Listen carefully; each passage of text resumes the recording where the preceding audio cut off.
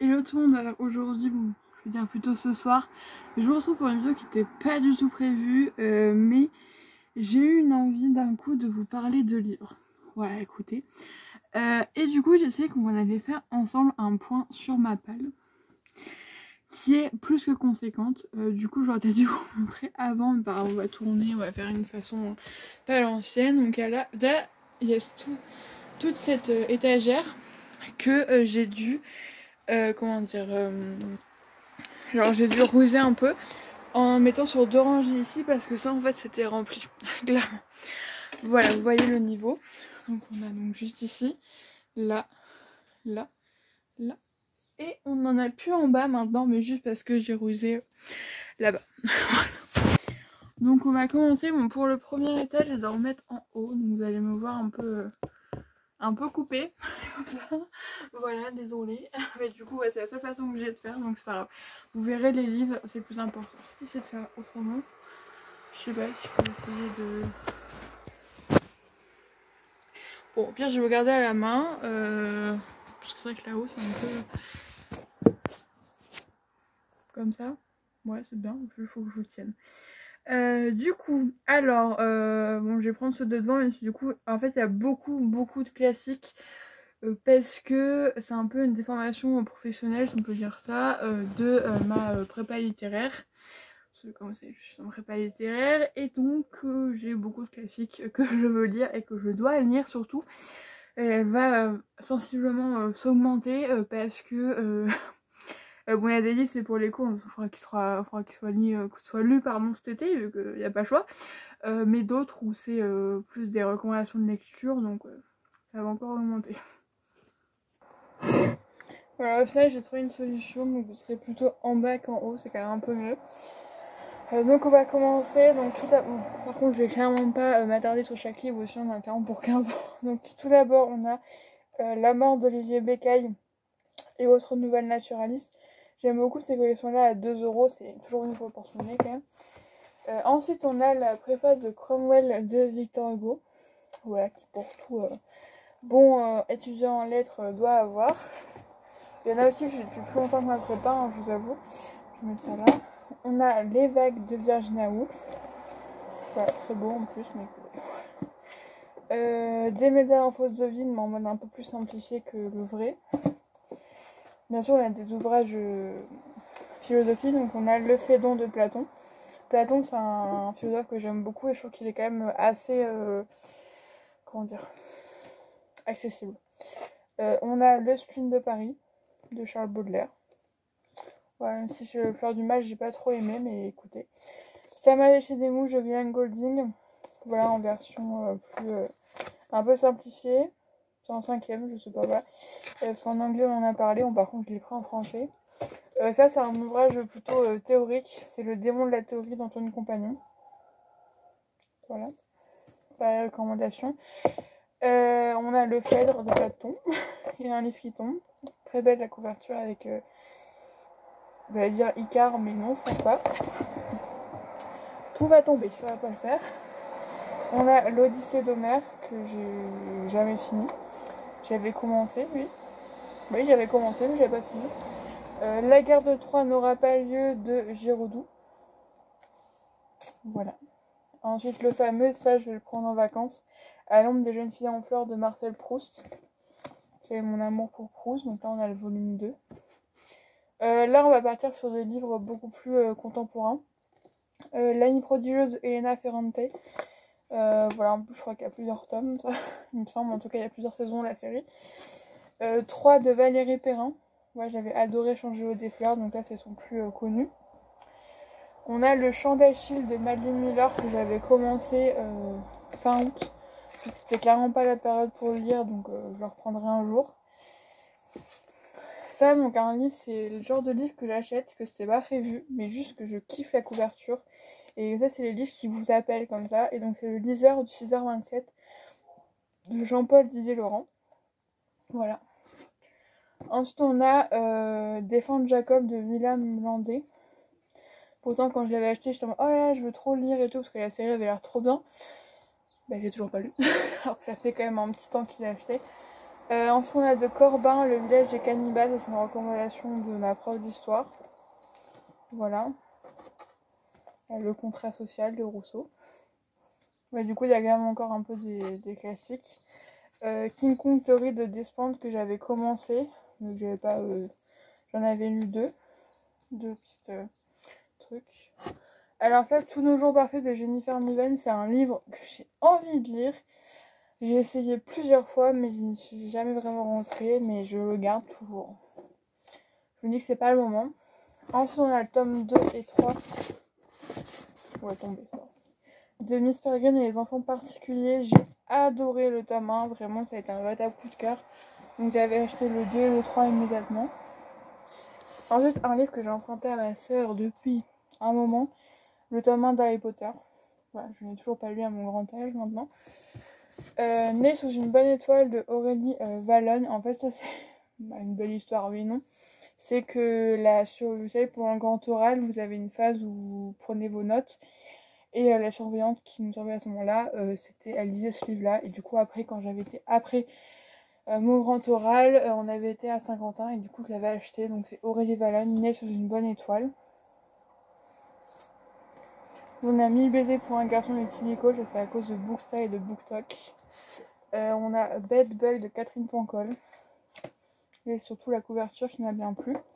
Et on a déjà une ligne, c'est déjà ça, que j'en mettrai après. Là on a surtout des gros formats. Tout d'abord la philosophie en BD de Descartes, donc que j'ai eu à mon anniversaire. Là ceux-là je vais les remettre directement dedans. On a le roi magnifique de Holly Black. J'avais adoré Le Prince Cruel, que j'avais dévoré en 3 jours l'année dernière pendant mes vacances. Et donc là pourquoi pas, je vais peut-être le prendre pendant les vacances pour le lire aussi, le dévorer en ce temps. Mais pareil, en fait j'ai trop de classiques à lire, donc voilà, malheureusement les livres comme ça doivent faire un pas dessus. Et du coup entre temps il y a La Reine sans royaume qui est sortie, et aussi un truc de nouvelles. Ensuite Serpentine Dove de Shelley Maureen. Ça c'est un livre que j'ai acheté à la Fnac. C'était la première fois que j'en allais toute seule à la Fnac, c'est rien, mais c'était un peu là où je m'aventurais un peu dans Saint-Quentin. Donc Serpentine Dove, voilà, toujours pas lu. Pendant ça a l'air trop bien, j'ai trop envie de le lire. Elle est toujours là. Ensuite La vie invisible d'Adi Larue, c'est un gros pavé le truc, mais on m'a tellement bien vendu que voilà, j'ai envie de l'acheter.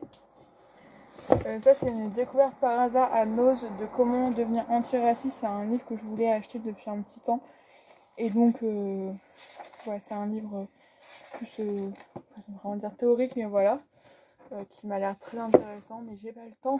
Je me dis, ouais, ça c'est un cliché, mais je me dis peut-être que j'aurai plus le temps de le lire quand je serai à la fac, mais pour l'instant c'est un peu compliqué. Ensuite dans Hunting November, j'avais adoré Killing November, que j'avais lu l'année dernière, je crois, vers février-mars. C'est ma main, j'ai eu peur de ma main. J'avais adoré le tome 1, et donc par contre je pense que si là je le relis, j'aurai un peu de mal. Ensuite on a tout ce qui est Lake Bardugo. Donc on a le tome 3 des Grisha, L'oiseau de feu, que j'ai trop hâte de lire aussi. On a les 2 Six of Crow. J'avais lu le tome 1 mais j'avais pas lu le tome 2. Mais du coup ça serait une relecture pour le tome 1. Et le tome 2 de King of Scar. Voilà. Qui est donc après Grisha, donc bon, même si j'ai lu quand même avant. Ensuite dans L'ombre de Stella. Voilà. Et ça pareil, c'est un livre, le hasard qui a fait des choses. C'est Plus on est de fou de Zoé Brisby. C'est un peu le type de livre que j'aime bien. Assez sympa, assez détente on va dire.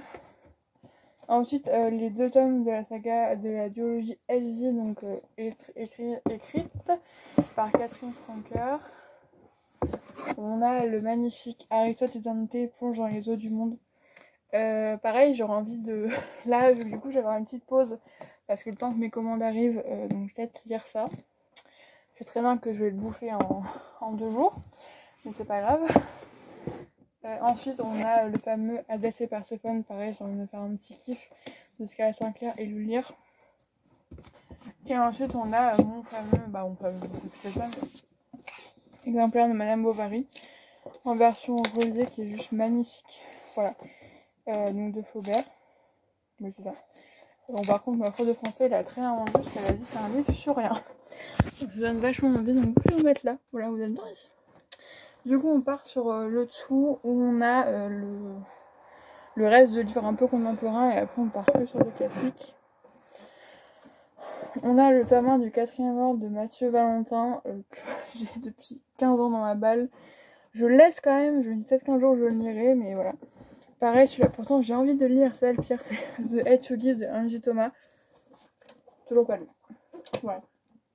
Pourtant c'est un... ça devient comme un classique, mais voilà, j'ai pas pris le temps de le lire. Ensuite, un livre de développement personnel, donc c'est Le bonheur simplifié et les trucs de vie. J'aime bien lire ce petit truc là. Ensuite, on a Vengeance de Patrice Bédard. Ça, c'est les trouvailles noses qui, voilà, souvent sont un peu par hasard et des fois, il peut y avoir des bons trucs. Ensuite, l'anti-guide de manipulation de Fabien Licard. Voilà, parce que j'aime beaucoup ses vidéos. Du coup, je l'avais acheté avec le Basse Culture, ça je me rappelle. Ensuite, on a La seconde moitié de mon cœur, c'est une autre romance. Voilà, j'ai 3 romances dans ma palle pour un peu étayer du Et ensuite, on a Vous êtes sur le portable de Sam de Dustin Tao, pareil. Beaucoup de gens qui en ont parlé. Et pareil pour ce livre-là, c'est ça qui m'a donné envie, c'est Une dose de rage de Angeline Boulet. Ensuite, je vais voir celui-là. On a Rupture, Tarot et Confiture de Céline Olinsky. C'est je crois un des derniers livres qui me reste encore à lire dans mon Pass Culture de l'année dernière. Que j'avais fait une radia. J'en avais eu pour 100. Je crois que j'avais dépensé la moitié de mon Pass Culture en une fois. J'avais fait une dinguerie. Ensuite, c'est que des trucs de chez Nos que je vous présente là. Donc, on a À l'abri des regards de Marie-Beth Mailloux-Wallen. S'il fallait se dire adieu de Madeleine Reiss. J'aime beaucoup la couverture. C'est l'édition Milady, c'est ça? Oui. Et Comment être aussi cool que Nina Hill de Abby Waxman. Il y a Chili Feel Good quand j'aurai le temps. Ensuite, on a La maison de sang de Hop Cook. Et Jacobi de William Ritter. Ah, par contre, ça a l'air d'être un tome 1. Ça, c'est pas un livre que j'ai déjà lu il y a très longtemps, mais j'ai envie de le relire. C'est Cette fille, c'était mon frère de Julian Peter. Donc, qui parle de la transidentité. Je me rappelle, je l'avais lu quand j'étais au collège. Sans vraiment j'y connaissais rien. C'est sorti en première édition, c'était en 2005. Donc peut-être que ça a beaucoup de choses très problématiques, mais en tout cas ça m'a permis de m'éveiller à ce moment-là.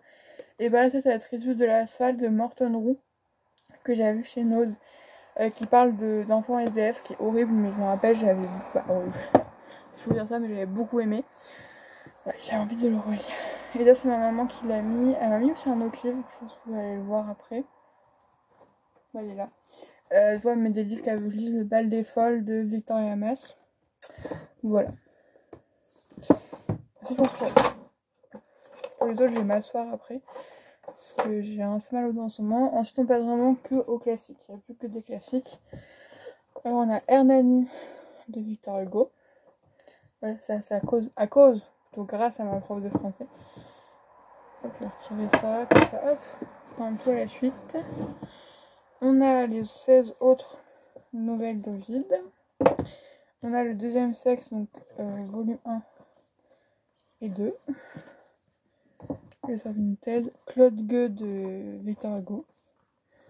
Eugène Ionesco, Rhinocéros.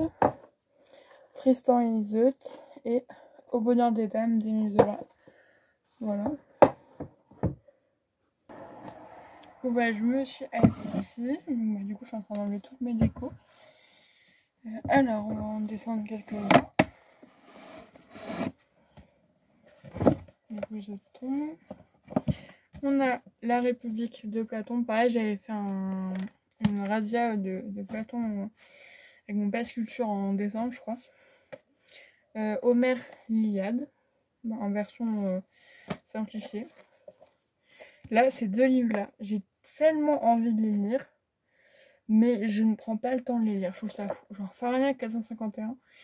de Ray Bradbury. En plus, c'est une édition qui est juste magnifique. On est d'accord? Et genre, j'ai trop envie de lire, mais c'est comme 1984 de George Orwell. Mais je sais pas. Voilà, vous savez, la vie, je ne comprends pas. Ça, je l'avais acheté dans les recommandations de mon prof de philo. Mais je vous avoue que le truc, c'est une pavasse. Je vous avoue, j'ose pas trop y aller. Mais c'est La fin de l'homme rouge au temps du désenchantement de Svetlana Alexievitch. Et en fait, c'est par rapport à ces témoignages après l'URSS. C'est très intéressant. Attends, j'ai pas lu, mais voilà. Ensuite, il y a Iphigénia Aulis de Euripis, que c'était l'œuvre qu'on avait cette année en grec. Donc, faut que je la lise quand même. Ça, c'est mon papa qui l'a, et du coup, je l'ai pris parce que l'année prochaine, mon thème, c'est l'autobiographie. Donc là, il y a un recueil de textes.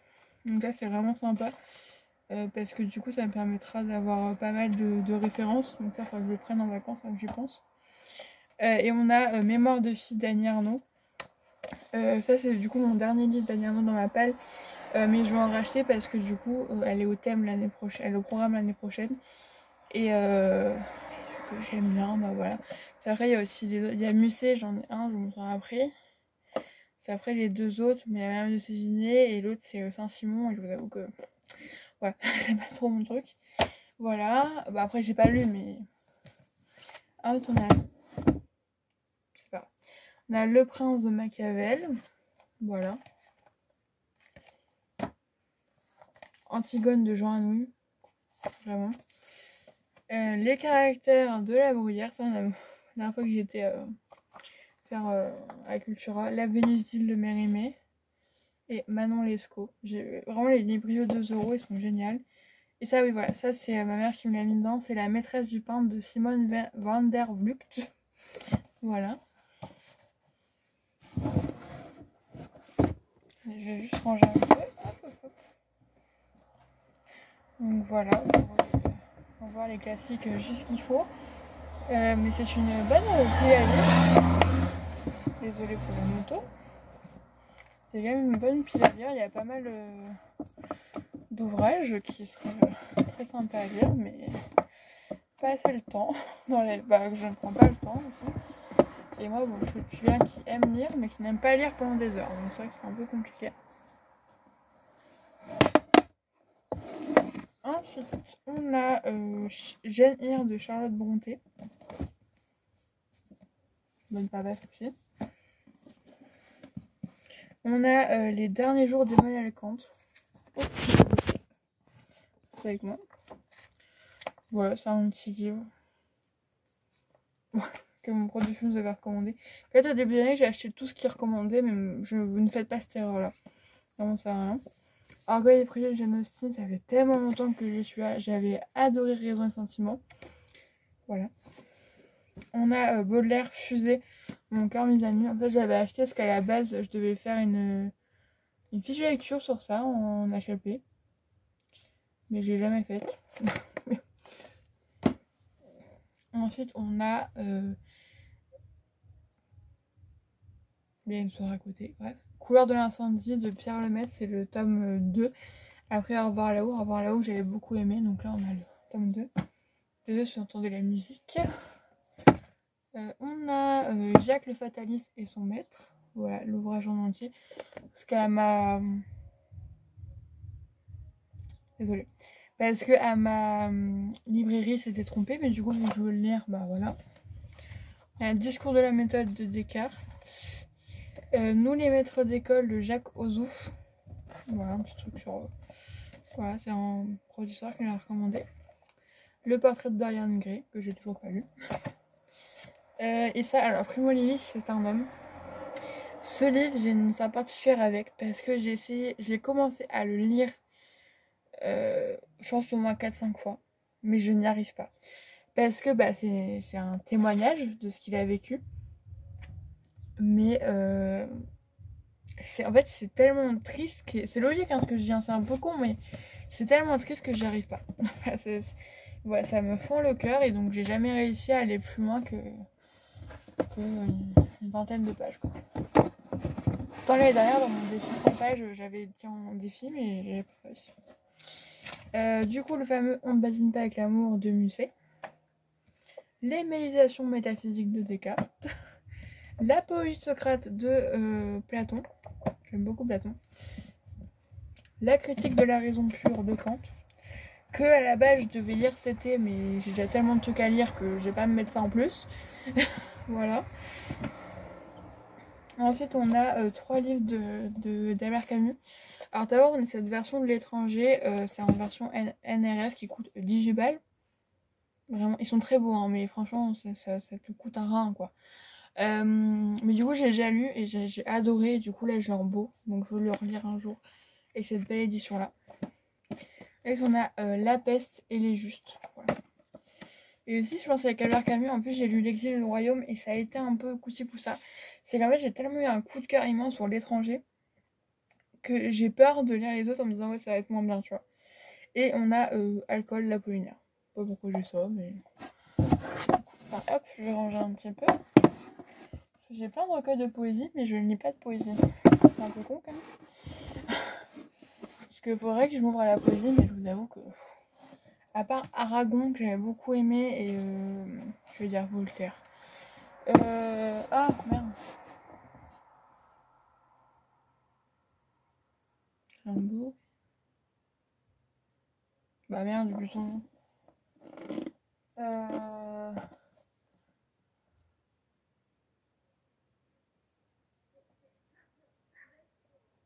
Celui-là qui est sorti avec Rimbaud, je n'ai plus le nom. Oh, bah non, c'est pas Voltaire, c'est... Il y a un trou de mémoire. En ce moment, j'ai que ça, c'est vraiment chiant. Où j'avais eu quand même une bonne découverte. Mais ça, en reste, surtout Baudelaire, où j'étais restée un peu pantoise. Et le pire, c'est que j'en ai d'autres à lire. Du coup, là, il en reste un petit peu. On a bientôt fini. On va bientôt se quitter. Alors, on a un sac de billes de Joseph Joffo. Voilà, c'est moi, dès que ça touche à la Seconde Guerre mondiale, j'achète. On a Le Rouge et le Noir de Stendhal. En plus, j'ai trop envie de le lire, mais je ne prends pas le temps. Et ça j'ai pas le temps, surtout. C'est ça qui est chiant. C'est ça qui est très frustrant avec la prépa, surtout littéraire, c'est qu'en fait, c'est qu'on est en prépa littéraire. Sauf qu'avec tout ce qu'on a comme devoir et déjà les lectures obligatoires qu'on a, on ne peut pas lire d'autres livres à côté. Vraiment, c'est impossible. Ensuite, on a La Princesse de Clèves de Madame de Lafayette. Alors, j'allais dire, j'ai déjà lu, non, en fait, c'est un mensonge. Parce que moi, je l'avais survolé, j'avais même pas lu parce qu'il y a eu le confinement et j'en ai profité. Mais en fait, tout le monde en parle. Bah, la prof de français en parle tellement bien. Et tout le monde dit que c'est tellement bien que je me dis, bon, allez, on va retenter. Voilà. Et t'as La Liaison dangereuse de Laclos. Et ça qui m'énerve, c'est que je me dis, putain, c'est que genre j'ai des livres comme ça qui sont un peu genre des classiques de classiques et j'ai toujours pas lu. Pareil, La voleuse de livres, en fait, c'est de Marcus Zusak. En fait, c'est un livre que j'avais commencé quand j'étais en 4ème, je crois. Sauf qu'en fait, je pense que j'étais trop petite. Et du coup, ce qui fait que il y a un moment où on est vraiment... comment dire, vraiment tout horrible de la guerre. Et du coup, j'ai pas pu. Donc, il faudrait que je le reprenne. Quand même, j'ai lu en tant que 4ème quand même. Hein. Là, je suis du coup, maintenant en 2ème année post-bac quand même. Ensuite, on a, parce que mon papa et ma maman, mais mon papa est prof de français, et du coup, en fait, on avait en bas, pourtant je suis à côté de moi, un truc que de classique, genre vraiment.